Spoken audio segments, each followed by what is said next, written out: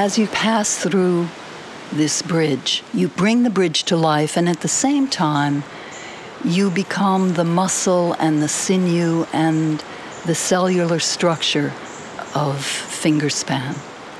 I'm Jody Pinto, the artist who created Fingerspan. She doesn't want to hit you over the head with the meaning of her art. I think she means for it to be more mysterious. I'm sure every person has his or her own interpretation of the piece and what your role in that work of art is. My name's Courtney, and I'm an independent curator in Philadelphia, and I've known Jody Pinto for over 30 years. You want to develop something that has resonance for the site and at the same time speaks to the history. The community told me that there had been bridges before Fingerspan, so I thought about all of the wonderful covered bridges in Pennsylvania, and I decided that this had to be a covered bridge to resonate with the history of bridges in Pennsylvania. The idea to use corten steel parallels the idea of people passing through and bringing the bridge to life. Corten steel itself is a living material.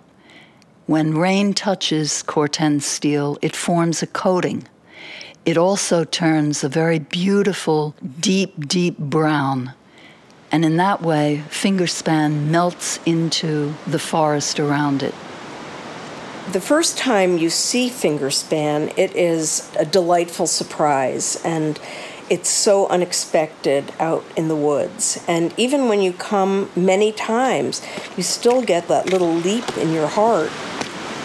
A teacher named Diana Gomez wrote to Fairmount Park Art Association and told them about their experience of going through Fingerspan.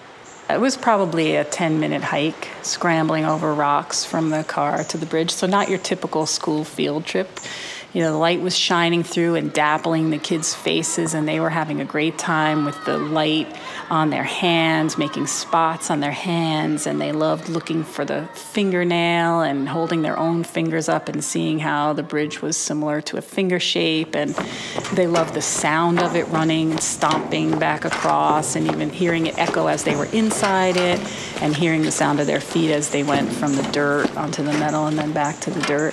For me, the thrill of creating Fingerspan was working with collaborators, working with Fairmount Park Art Association, but also the idea that people are walking through Fingerspan. They're bringing it to life. They're talking about it. It's a living bridge.